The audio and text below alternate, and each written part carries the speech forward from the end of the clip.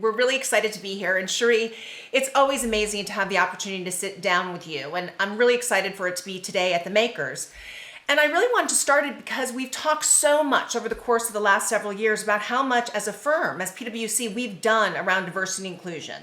And we've done programs and we've done activities and we've done a lot of candid conversations. But it wasn't until we released our transparency report and really took the mirror and held it up in front of us that we've really seen a significant change in the way that people are approaching it and the difference we can make.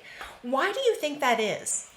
Yeah, the mirror is really critical, Shannon. When I think about the programs and initiatives that we've had in place, they were very much focused on the individual themselves, right? And the reality is that it's really the culture within an organization that really kind of helps sets the tone for someone's success, right? So it wasn't until the data was revealed that I feel like our people really looked at it and said, wait a second. We've had all these programs and initiatives, but we're not making the progress. Why is that? And holding that mirror up to their face to say, like, well, what am I doing to contribute to this issue that I'm seeing and the trends that I'm seeing? And programs alone aren't going to solve the challenges. It really is going to take everyone within our organization and other organizations to really drive this. And what I've found most impactful in successful professionals, whether it's minority, women, or otherwise, is the mentorship and sponsorship. And I think what oftentimes is lacking is that our minorities may not come in with an embedded network coming into an organization like ours. So whether they didn't go to one of the name brand colleges that many of our majority students come from, really they walk in the door without that kind of network and connections and that familiarity that they have with the people they're working with. And that's where I've really seen the mentorship and coaching become really critical to the success. When I think about where I've been, where I've talked to other people who have been successful, it really comes down to like who saw you and believed in you and really helped you understand those unwritten rules of the road and any corporate culture that could help you really have that foundation for success. A bit of a personal story here.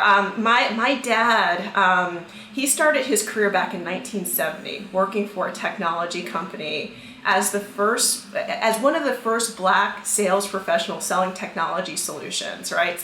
In Tennessee, right? So let's just layer on, right? Black, Tennessee, sales, right?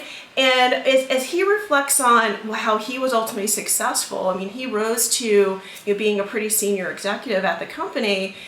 He really boils it down to there was a few people who really saw me and really helped me understand, what are the unwritten rules for success within this particular company, how best to engage with the companies that he was trying to sell to. But more importantly was that advocate, that when things weren't going the way that he had originally intended, and obviously you could tell there was probably a lot of racism, involved in the situation down there, they were there to kind of pound the table and call out the bias that existed. And so that's what I've seen as being really helpful, not only for me, but also as we're working with our partners and within other companies. It really takes that mirror to really understand, like, well, how am I contributing to this? And how can I make it different? And that's what I think our data was able to show. Well, and it's so interesting because when you think about it and you think of the reckoning that we went through, that was based on humanity, right? That was based upon, these are individuals. And so talking about your father or talking about what happened to the murder of George Floyd and those things, those were about individuals, not about a number in a box. And so it's interesting to put these two things together, that the data is what has been driving action in a way that we haven't done for decades. But there's people behind that data and the stories that are there. I think we have to be so careful that we don't lose the humanity in the data. How do you see that working together? How do you make sure that the person doesn't get lost for the sake of wanting to move numbers forward? Yeah, I mean, that's a great point. Here, the data helps you pinpoint where the issues and challenges are, but it's not going to help you solve it. And so I think what the data did was, okay, here's the issue. but that self-reflection that I think that many people went through to say, okay, well, let me think about my team and what are the dynamics on my team that may be contributing to this. And that team are the individuals and the people, and saying, I want to understand their story better.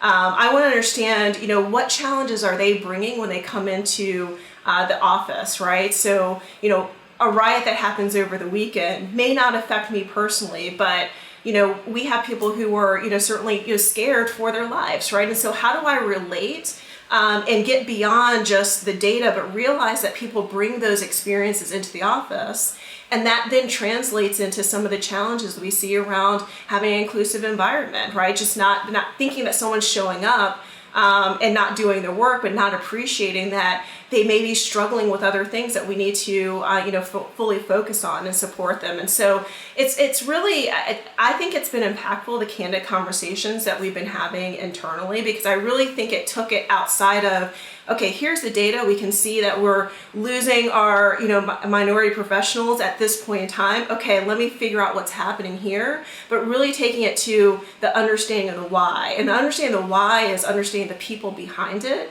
and their stories and their aspirations, and recognizing that we all have a responsibility in order to really, affect, change and equity within our companies.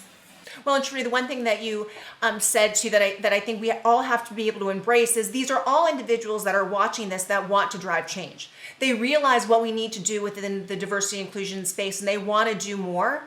But we need to realize we need to do this together. And coming together means there can be different reasons why you come to the table to really drive the change. And I think for a while, we thought that everyone was going to get there based upon the same business case, or it's the right thing to do, or whatever that was. And I think now we're realizing that people come differently, whether you're a CFO or head of marketing or head of sales or human capital or CEO. There's different reasons to bring people to the table. How have you seen that play out when you think of our partners and the different places that they come to, why they've all now galvanized around this, even though they come from it at different angles?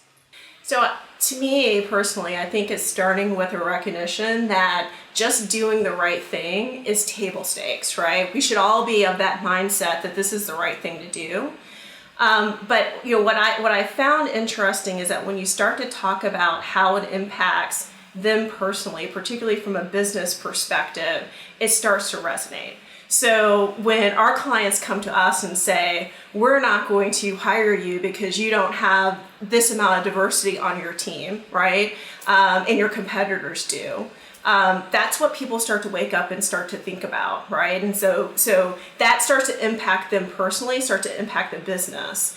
And so that's where I think it's a really a tailored approach, and it's not a one size fits all, right? So from a financial perspective, it's about business, right? From a marketing perspective, it's about customers.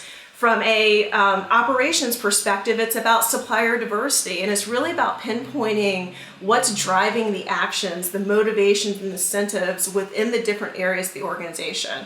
This can't just be a human capital focus. If that's what it is, then we're not gonna make progress, right? It really needs to permeate within the organization if we're gonna be able to really see that sustainable change. Absolutely, and I think that's one of the reasons why we were able to see movement now, is suddenly when you give the data to 55,000 people who are hearing the stories of those individuals who are behind the data, it takes that many people to drive change. That's not just what human capital can do, or the diversity group, or the group that's over here. It takes everyone reflecting and holding up the mirror, to your point, to say, how do I change my behavior, and what do I need to do differently, and how can I be more thoughtful, and how do I recognize my privilege in order to actually change behaviors in a way that's sustainable and moves you to the next place. As somebody in your role who really focuses on sustainability and reporting, how have you seen and how have you been able to really inspire different organizations to take this up and to really report on this as a way in which to further their journey? I think it goes back to it being a whole company journey, right? And going beyond, as I've talked to other, chief diversity officers, many times their frustration is that it can't just be them. And it really needs to be, tone at the top, but then bringing everyone else along. And so again, I feel like we've talked for decades around this is the right thing to do, but we haven't made as much progress. Maybe from a gender perspective, we certainly made a lot of progress, but from a race and ethnicity perspective, we still have a long way to go. And it really begs the question, why is that? Why haven't we, despite talking about this for decades, are we still feeling in the same place? When I think about some of the stories and my experiences and hearing that kind of still happening with our Black women as an example, it's frustrating. And so, I really think that it has to be embedded in the fabric of the company. It really needs to, take a, really close view at what systemic issues may exist within a company, and holding that mirror up is going to be painful, right? And it's not going to be pretty. And it's really making sure that companies, recognize that you take this information and figure out a way to do it, right? And it's not just about the data; it's about how do I bring and engage the majority along this journey. Because again, it's not going to be the human capital. It shouldn't be on the shoulders of our minority professionals. It really is everyone coming together to really, again, make that sustainable change that you referred to. Well, and Sheri, thank you as always for your incredible partnership, for your leadership, for your passion, and your relentless focus on making sure that we get better and we get this right. So thanks for joining today. Thank you for having me.